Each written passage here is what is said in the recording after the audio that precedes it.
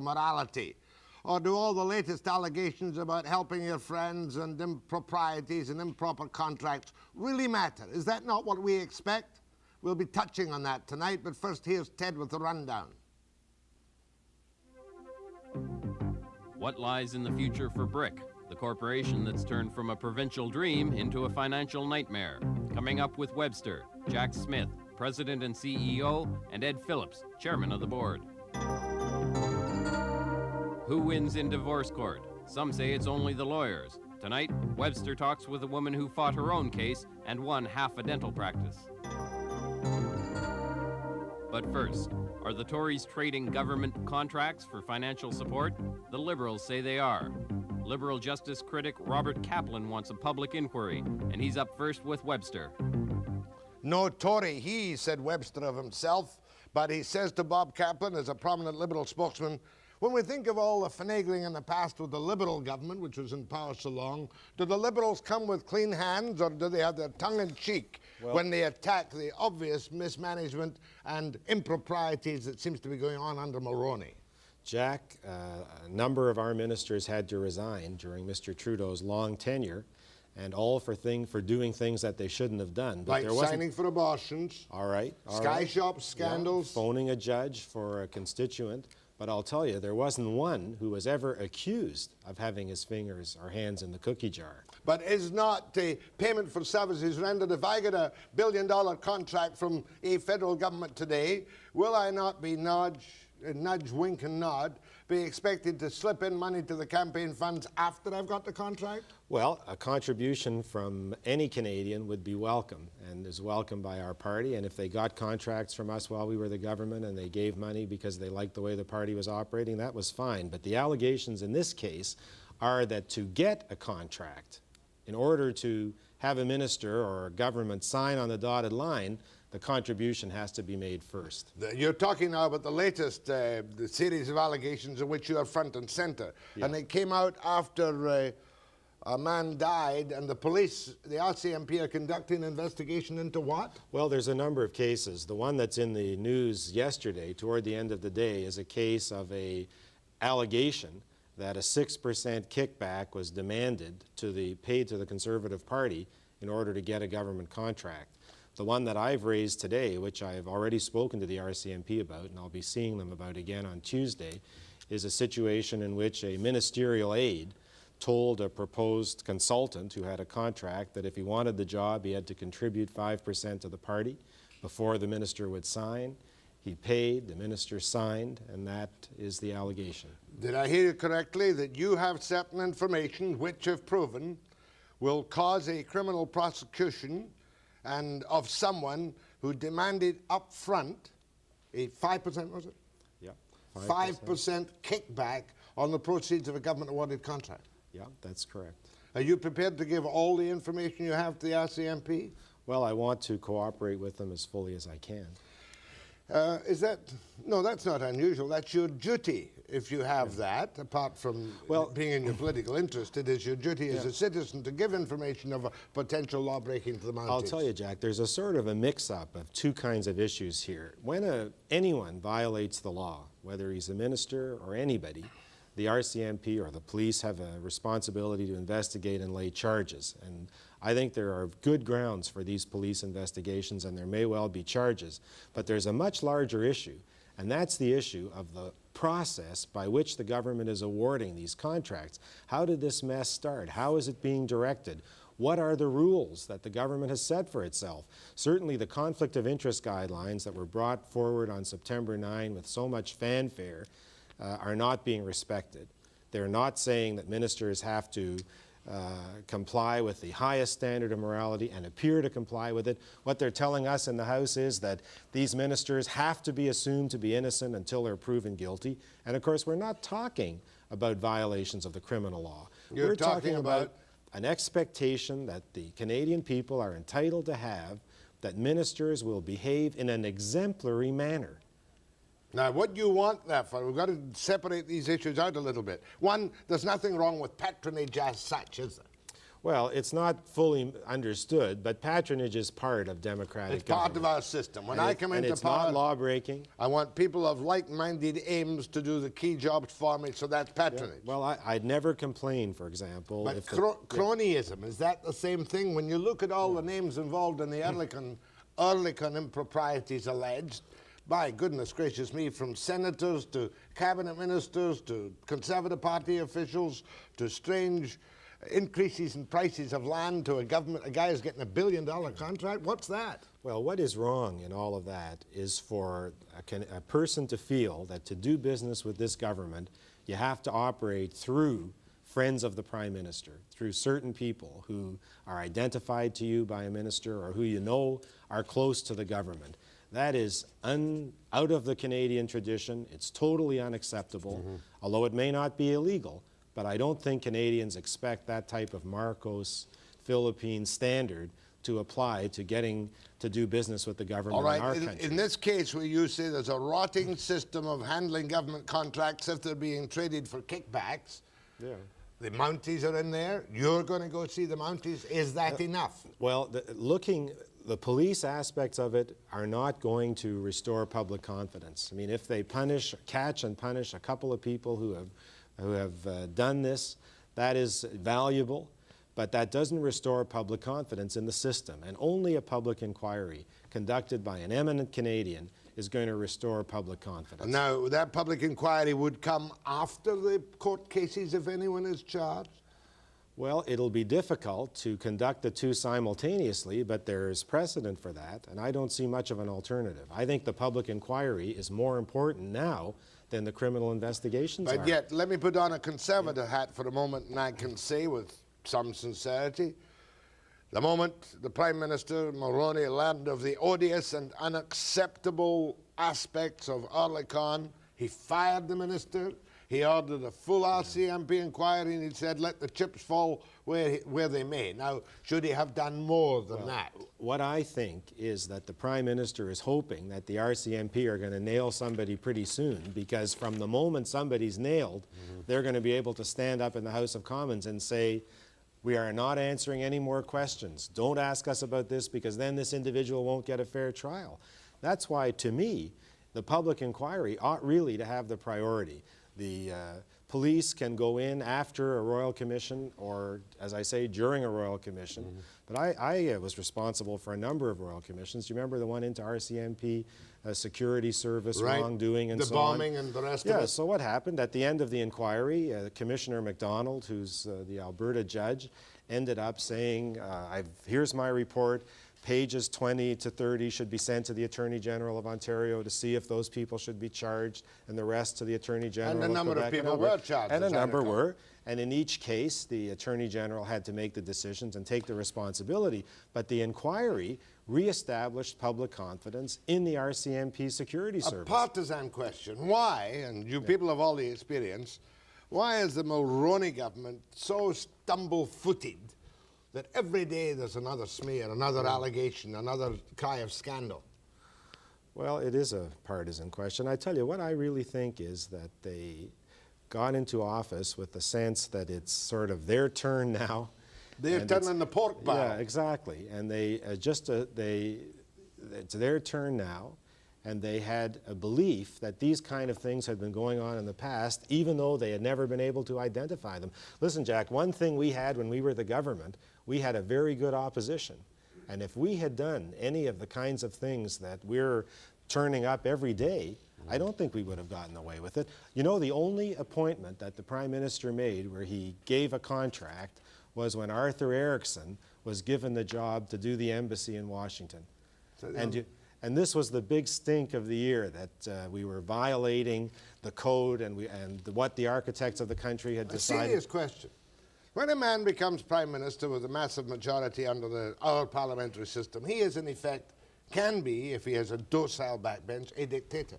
Well, are we getting to the stage where we need checks and balances? Well, I have a lot of faith in Parliament, I can tell you, but there is kind of no procedure to impeach a Prime Minister as there is in the United States, because he controls the majority in the House, or else he wouldn't be the Prime Minister. In other words, the impeachment of a prime minister, if you wanted to look for it in our system, would be the fall of the government. That's what it would be. And there would be a general election. And that's the only way you can... I would think so. So, while in motion. Yeah. Bob Kaplan, what do you think of Kaplan's attitude? The Liberals entitled to go after hell for leather after Mulroney and his cronies and his merry men? After the break.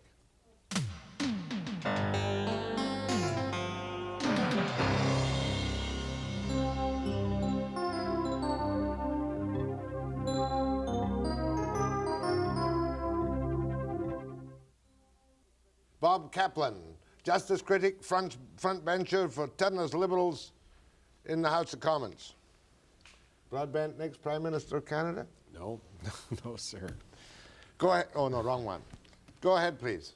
Yeah, Jack, I think it's quite humorous seeing Mr. Kaplan sitting there so smug talking about Tory problems. I seem to remember the Liberals were at least twice as bad. I'm not too happy with the Conservatives either, but let's talk about the national energy policy and taking about $80 billion out of Western Canada. You're hardly on the point, although you're entitled to make a statement on it. Yeah, I mean, you're entitled to your opinion of the national energy program, but we're not talking about the policies of this government. We're talking about its integrity. Well, I don't think the national energy towards your opinion towards the West. But the national energy policy was something we sincerely believed was in the national interest. Even if it was wrong. Well, some people say it was wrong. Fair enough. Go ahead. But I don't want to be distracted. No, I see.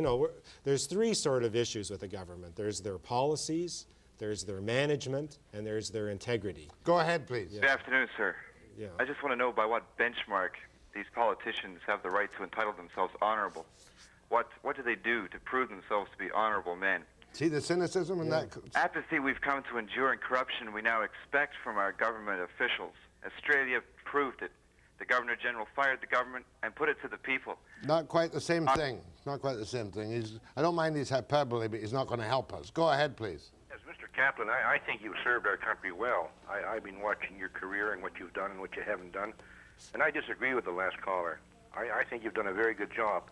But I'm just wondering whether is Mr. Mulroney just having a lot of bad luck, or did Pierre Elliott Trudeau, love him or hate him, do a reasonably good job after all?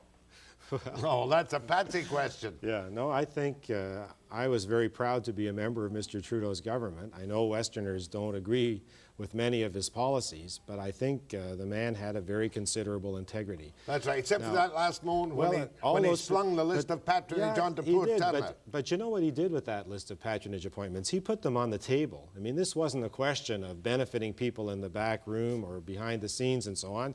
He felt that this was the right thing to do, and Trudeau was prepared to defend those appointments. Mm-hmm.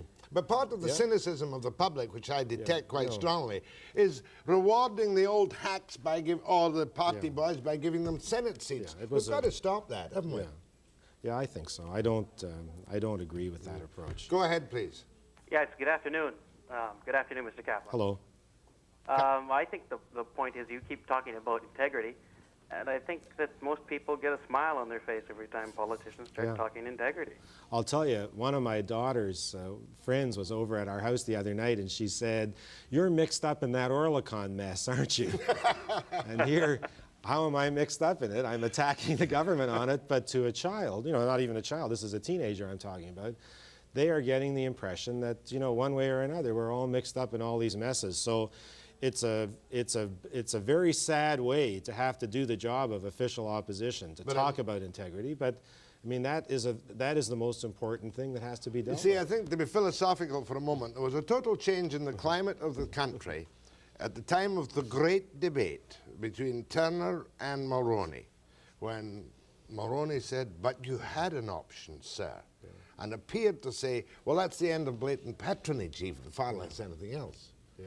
And that was a very, very bad and inaccurate message to try and convey to the Canadian people, because patronage is something, we can talk about it. Part of the fabric of our political life. System. And, go ahead from Victoria. Yes, I'd like to just comment on integrity of politicians. I don't think that there are any superior type of men or women than the common people in Canada, and they're just as subject to all the violence and corruption that any human being is capable of giving out. And I think that the country as a whole would breathe a sigh of relief if somebody would come up with a little black box we can attach on our TV, and we can get rid of Parliament and all those hacks and just vote for issues on our after the 6 o'clock news. Spend half an hour a day looking at issues and yes, no, and that's it. Get rid of a whole bunch. No matter what the system is, you're going to be stuck with and having to rely on the integrity of a group of people, and our system provides a very, very effective platform for the opposition. Now, whatever you think of the way we were when we were the government, our duty now is to oppose. Our duty is to focus public attention on this government's shortcomings, and there's a lot to focus on. But one of the things that all the people ever say about the House of Commons is question period, its sharpest moments, nothing else. Yeah, that's true. Go ahead, please. Yes, good afternoon, Mr. Kaplan. Hello. Mr. Eric Nielsen, just prior to his retirement, I remember he sent a letter to Barbara McDougall where he said, perception is the reality in politics, and I think what we have here now is a case where the two have merged. People perceive the Conservatives as being corrupt for the last little while, but now they're finding out that they really are corrupt, and there is a lot of cynicism across the land, and I'll tell you, I'm one that's really seething about what's going on back in Ottawa and in this province and all across our political spectrum here. It's just, But let me ask you a partisan question. Would you vote Liberal to get rid of them? I wouldn't vote Liberal, but Jack, you know, one other thing. Down in Mexico, what they call these practices going on in Ottawa now, they call it the morbida, the little bite. And I think the Mexicans, they've got no franchise on corruption in government. These birds here in Ottawa could teach those guys a thing or two about it. Thank you. Kind of sad, isn't it? Well, I don't want to compare corruption and corruption, but I'll tell you, I know the system in Mexico quite well. When I practiced law, I used to have Mexican clients who told me stories, but I don't think what we're talking about here is a comparable. No, it's the cynicism which I find disturbing. Maybe I'm one of the reasons. We have, you know, it's you talk about the media here. That they don't in Mexico have an honest media that really tells it the way it is. Go ahead, please. So yes, Jack, I think you were asking about checks and balances. I think what parliamentary system needs is honourable men, and we seem to lack those in Canada. I think we also need a government that does what has to be done, and I don't think that's being done. So I don't think the Liberals did either. I think they tried to buy their way through. Well, my reaction to that is to look at the future and look at the present and draw your attention to the qualities of the Member of Parliament for Vancouver Quadra, who's our leader, and who I think is the most decent man. I would want people to feel confident about trusting him with the government. Plug for John. Go ahead, please. Yes, you talk about Mr. Turner being a very decent man. I wish he would keep away from the West Coast. When I see him smirking on television, making dumb comments, just trying to stay and grab power one way or another, I find all the politicians in Ottawa are really just not up to par. They seem to be in one position only, that's to grab power. They don't really care about the people at all. That's all I have to say to you. Thank you. Thank you. Kind of non-partisan responses we're getting today. Yeah, but you know, I have to respond to that by saying that politicians have a very, very low image, and it's getting worse through this type of scandal. But most of the people who serve are pretty high-minded people who run for the right reasons. Go ahead, please. Yeah, hello. When Pierre Trudeau used to come across Canada and stick his finger in our face, do you call that exemplary service? Call that what? Exemplary service? Exemplary service, yes. Yeah. Well, it's a matter of style, I think. I don't think that goes to a person's integrity. Okay, well, let's talk about the research and development tax credit. $2.1 billion that's going to cost Canadians in a 14-month period. Conservative government, the government got rid of that tax exemption. The first thing they did was got rid of that because you guys couldn't manage it properly. I think you would agree that the scientific research tax credit was a disaster. It was a rip-off, and you're not suggesting, though, that it was meant deliberately to be a rip-off. It just worked out that way. The drafting was wrong. The government should have stepped in quickly to correct it and maybe let it go on too long. But that, to me, is management, not integrity, you know. Well, we're just about the end, Mr. Kaplan, and I knew you for many years when you were Solicitor General, and I think you will go to the RCMP Tuesday with the information you have. Yeah, I've already phoned and arranged to Sticking your neck on the line.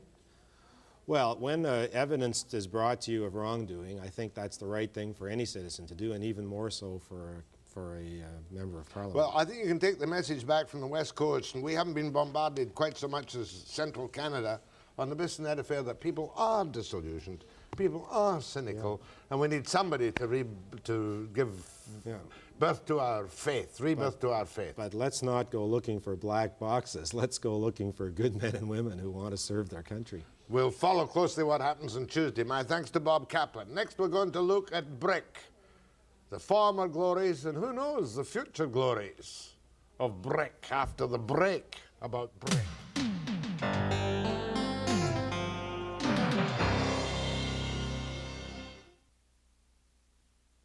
Oh, the glories that once were of the British Columbia Resources Investment Corporation. You may remember, just to give you a little background, when the NDP bought a number of assets, and then when Social Credit put them into the BCRIC, and they were running around with a stock at $9, we all got 5 shares each, it went up to $9, and they had $500 million in cash to spend. And where is that stock now? It closed at $1.04 on the Vancouver Stock Exchange today. But there are new people in charge who may do a better job. And one is Ed Phillips, a highly respected executive from West Coast Transmission, who is now became the chairman of BRIC last October, and Jack Smith.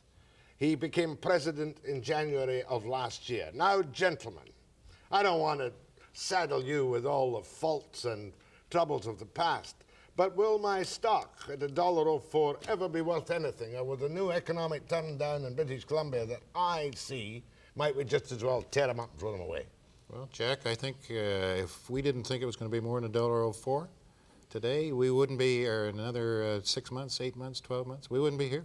We both believe very strongly, and I speak for Mr. Phillips on this one, we both feel very strongly that this is going to be higher. How many shareholders are there in our company now, and does the government still hold a whip hand in the possession of a lot of shares, Mr. Phillips? Well, there are 110,000 registered shareholders, but of course there are many, many that we don't know in number of the bearer bonds, the 5 shares. We don't know how many of those are. Jack, maybe you can estimate. Oh, there have to be 1.5 million bearer shareholders. Now, as I go through the litany of disasters, and there were a litany of disasters, and I suppose the price paid for the assets in the first place, was that the biggest mistake? Well, you're going to have to go through the litany of disasters, because I can tell you about 1 or 2 disasters. Tell me about 1 or 2 so that we can start scratch and you can tell us what you're going to do. Okay, let me tell you what I think was in retrospect, and it is in retrospect, because if I was back there making the same decision, I might have made it. The purchase of Kaiser Resources, Kaiser Coal, and at that particular price, which included the coal mines and included the North Sea oil, that was the #1. In retrospect, that was the #1 mistake that was made. But you would put that down to world market conditions, would you not, Mr. Phillips? Largely, that would have been a success had the price of oil stayed up, had the price of coal stayed up. It's remarkable how much the income of 1 year is affected by a change of $1 in the tons of coal. When you think 9 million tons a year. Okay, let's go to what we'll forget about your write-offs. You wrote off a great number of asset value, did you not?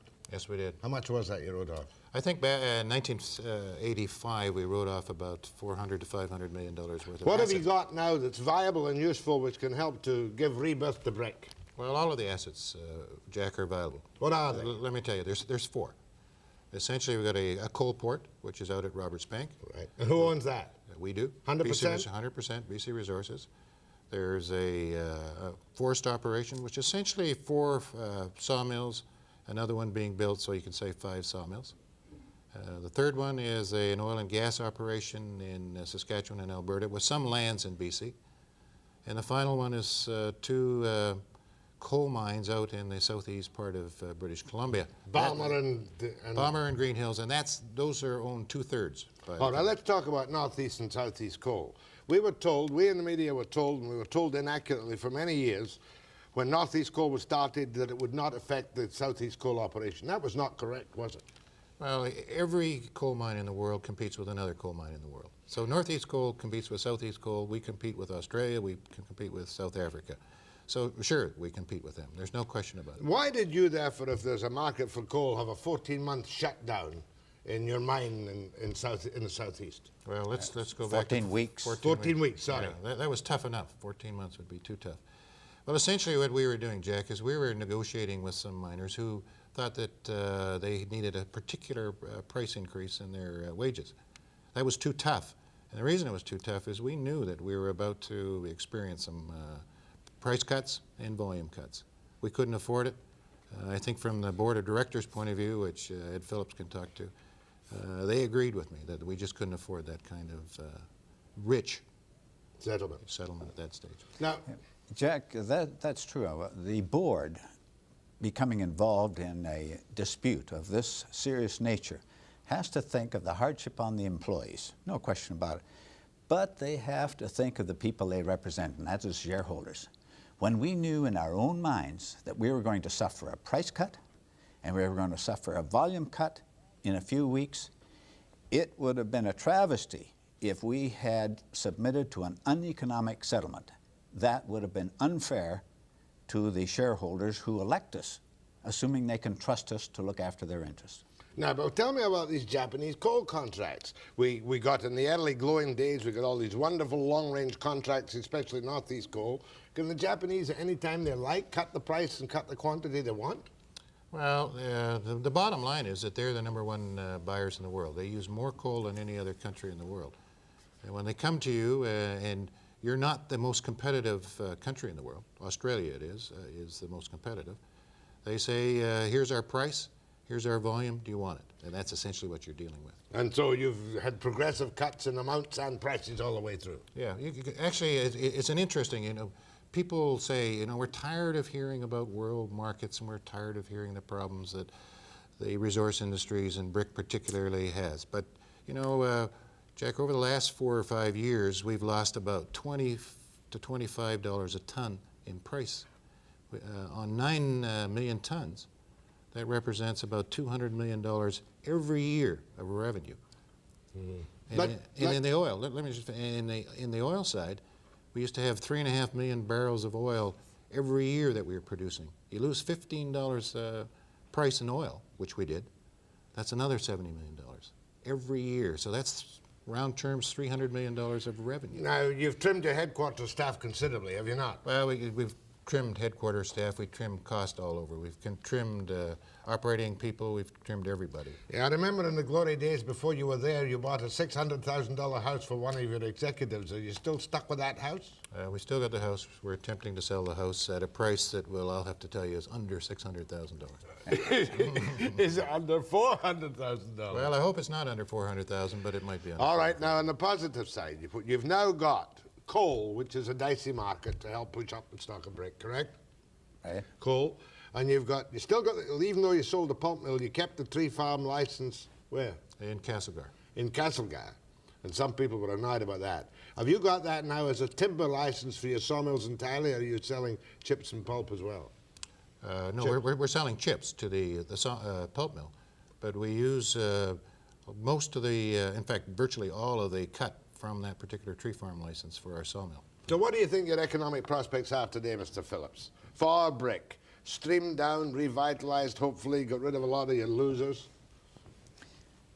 I want to be fairly accurate and conservative here. You have to examine the various assets we have. The forest one looks very promising. As a matter of fact, we're expanding. Remember, this is the asset that started out worth $1. At least that's what the NDP paid for it.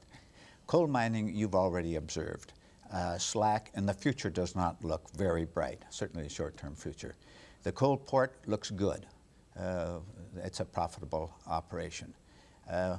We think we are now poised with the debt reduction we have achieved, and it's been substantial, $400 million debt reduction, that we now have our debt at a manageable level. It's too high, but it is manageable, and there's a difference between those two phrases. Right. With that level, we're ready now to start the rebuilding operation. Now, we have to be honest with our shareholders. We have a meeting coming up in May, and we'll be honest with them that they can't expect this overnight. But we're here to declare we're not going bankrupt, we have a nice base, and we're ready to go. No, there are some cosmetic things. I use cosmetic so that I won't appear to be devious in any way. Some things that might be necessary, and that have to do with changing the name, changing the legislation that involves our company. Jack Smith literally goes around the world now attempting to sell coal. Every place he visits, they speak to him as though he were a member of the bureaucracy in the government. A crown corporation. That we are a crown corporation. Now, there's no particular stigma to that, but in the markets where we're trying to sell, we would like to be selling as the free enterprise group we are now. Cosmetic, but we think it will be helpful to us to have that name change.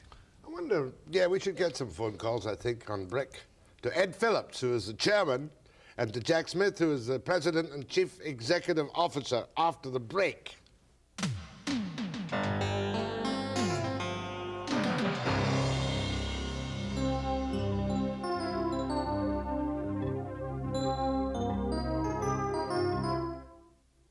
I don't know if you should change it from BRIC. Maybe you should just change the spelling, Jack.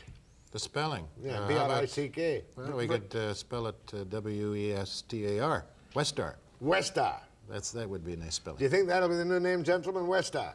We have our subsidiaries are called Westar, so that would be perfect. Have you got to get legislative approval to change the name?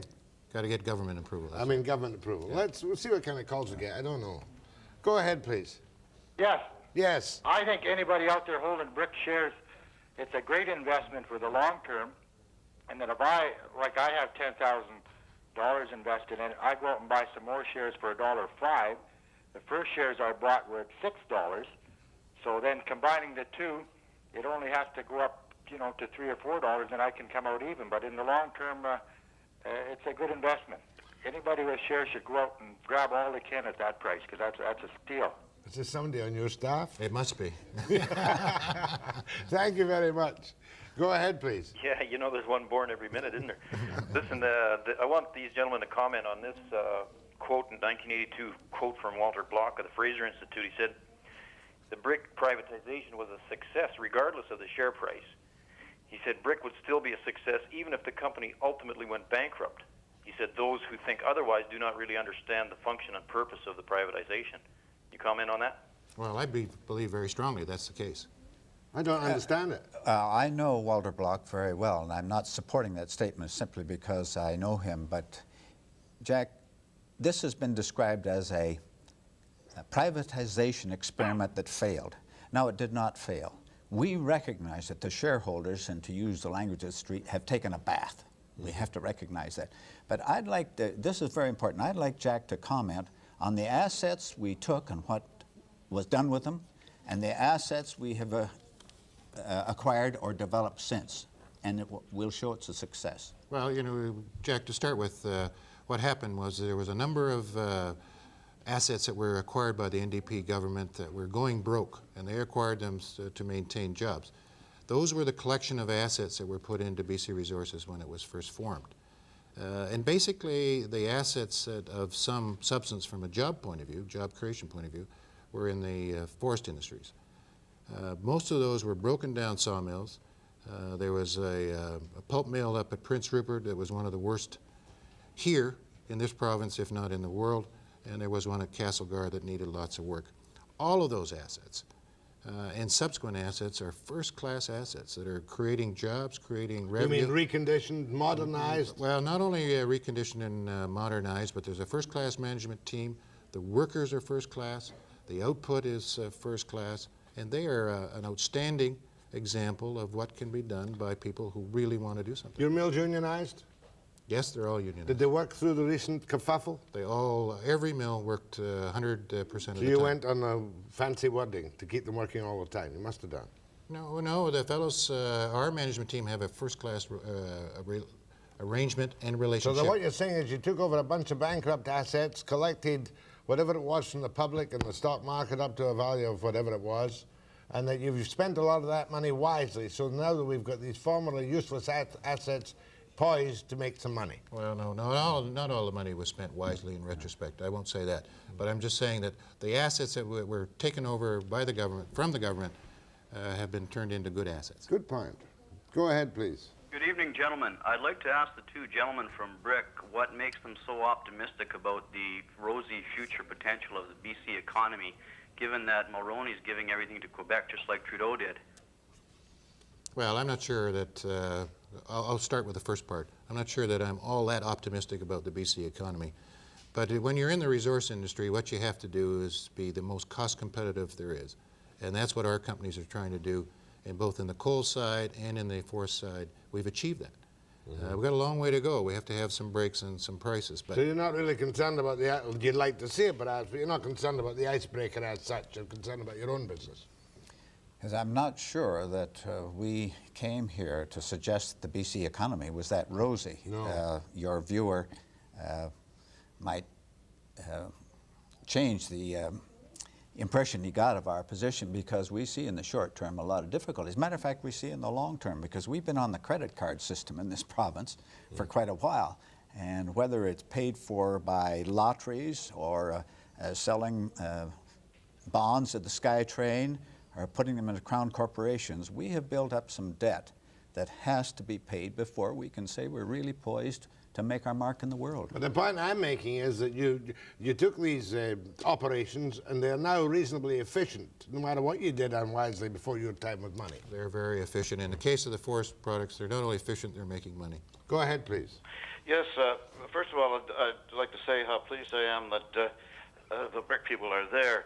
As a matter of fact, I'm in the investment business as a broker, and I'm taping the program to send down to my relatives who I recommended the stock to when it first came out, because I thought it was one of the greatest opportunities to participate in what I consider that time and still do, one of the wealthiest province in the country in natural resources. So I think that the caliber of these people seem to indicate that it's not a lost cause. And I'd just like to ask, one of the areas that I thought offered a lot of potential was the northeast property that BRIC had a big piece of. Northeast? Yeah. North Sea. North Sea? No, northeastern BC. Oh, that land leases. All that land. Oh, yes. Have you got land leases up there? Yeah. As a matter of fact, that was the package of assets that were put in at the beginning, back in 1978. From the NDP government. That's potential oil leases and gas leases, correct? That's right. And we have them. You've never developed them yet? Well, a lot of money has been spent on them, both our money and we farmed out to other parties. Not a lot of gas has been found. We still continue to farm out and try to do some work on it. And the other thing, how about offshore drilling and so on? Well, we haven't done any offshore. Offshore, of course, that's still a political hurdle to cross. Go ahead, please. Yes, this is for Mr. Phillips and also for Mr. Smith. I'm one of the very, very happy BRIC shareholders, and I'll tell you one thing. At one time, I was feeling very bad for a while, but now I think it's a joke. And as far as Mr. Phillips saying that we need a little bit of cosmetic, well, we don't need only a little bit of cosmetics. We need a whole plastic surgery to come in here. You know, this has got to be some kind of a joke. I mean, I don't know if you people are getting the same amount of money as the last executives with BRIC, but I'll tell you something. You know, at one time you used to laugh at Murray Pezim getting in there, but I'll tell you, before we're finished, you're going to be down on your knees asking for Murray Pezim. Thank you. Murray did make a try, then he backed off. Look, it's been an informative program. I'm grateful to you, Ed Phillips, Chairman of the Board of BRIC, soon to become Westar perhaps, and Jack Smith, the Chief Executive Officer. And I'll be back after the break.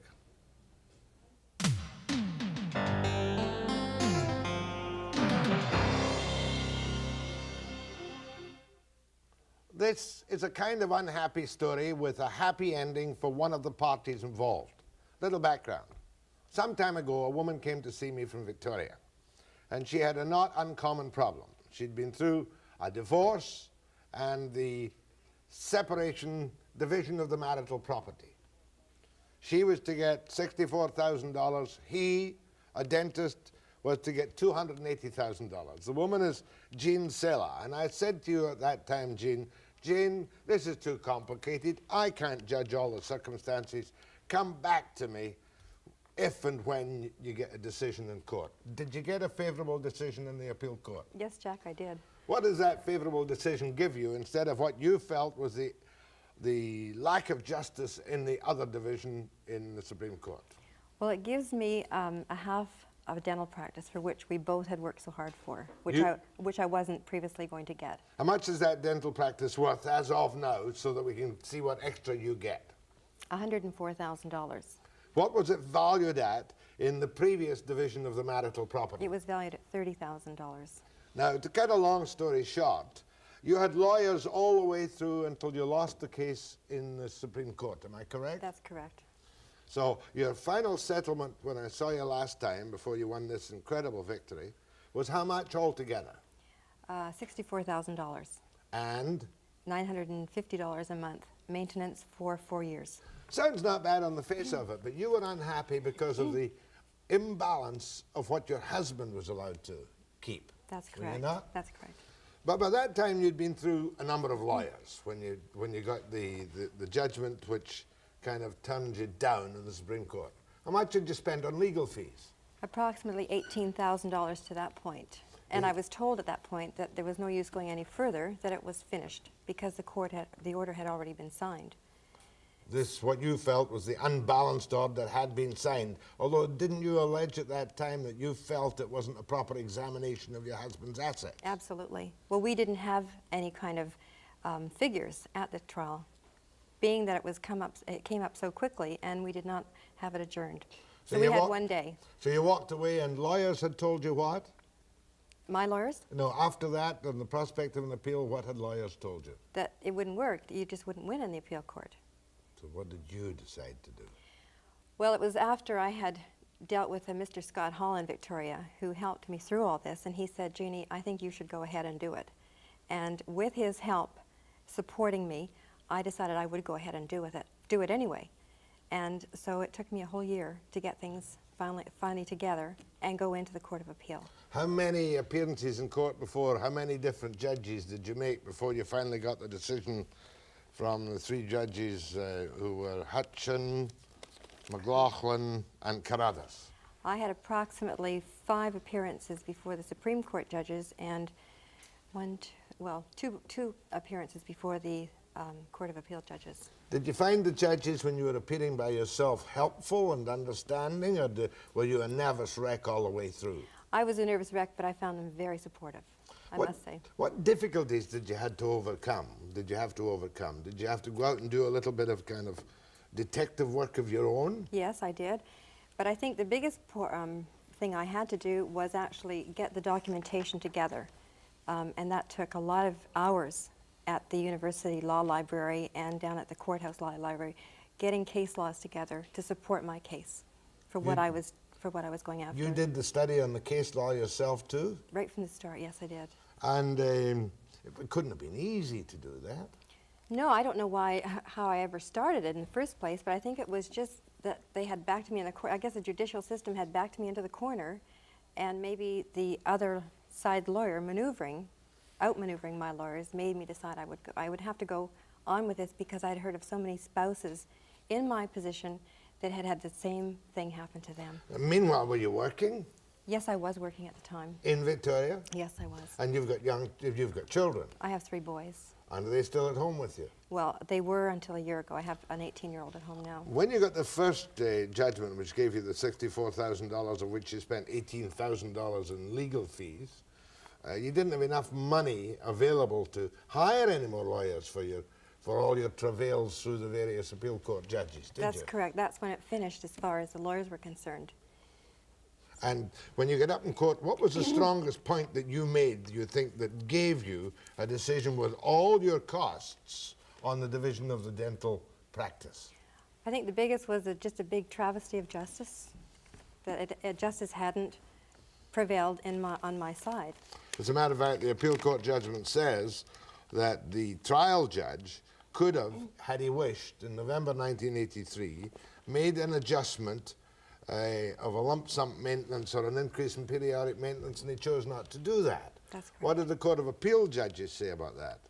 Well, I think it's very clear when they awarded me all costs in this particular case, that they, I think, feel that this case shouldn't have even gone to the Court of Appeal. It should have been looked after by the Supreme Court of BC. By the proceedings in the Supreme Court? That's right.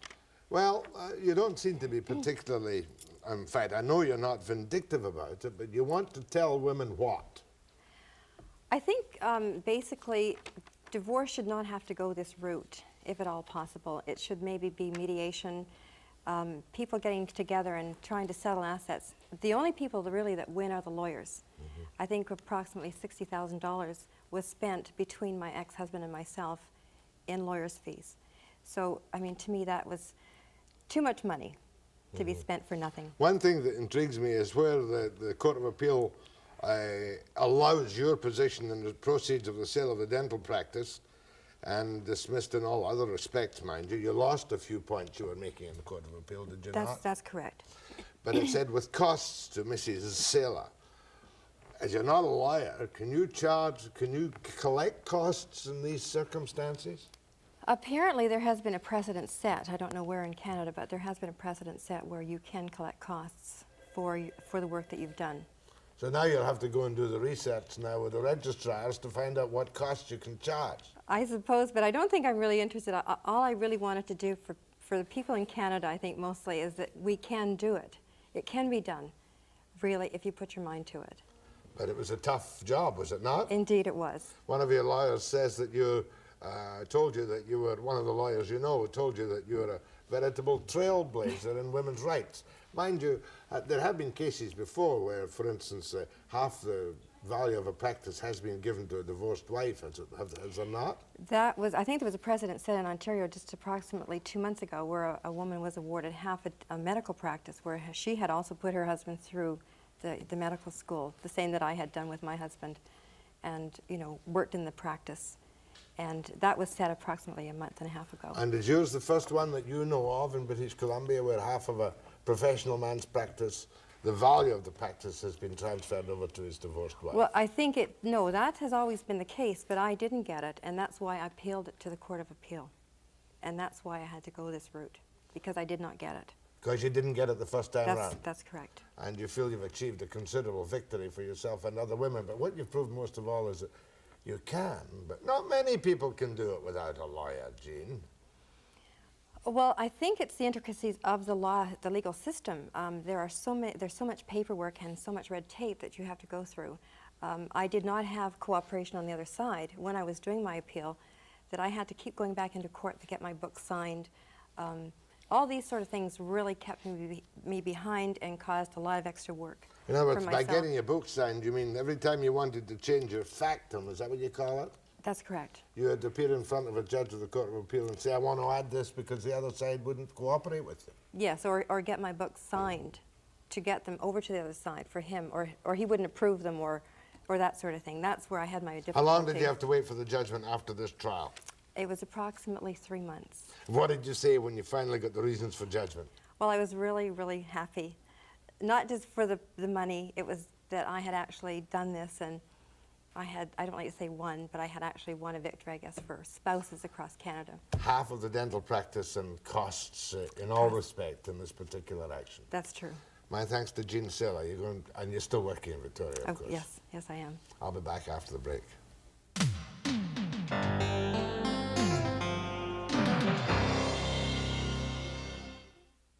Monday, we've got Ed Broadbent, leader of the NDP, live, and Bill Dom, the capital punishment proponent. But I must tell you, we're flooded with phone calls about Simone Bibeau's appearance, and the number given was not a suitable number. The number now is it's the Child's IQ Seminar, 684-4408. And I'll be back Monday with Webster at 5 p.m. precisely. Stay tuned for Tony.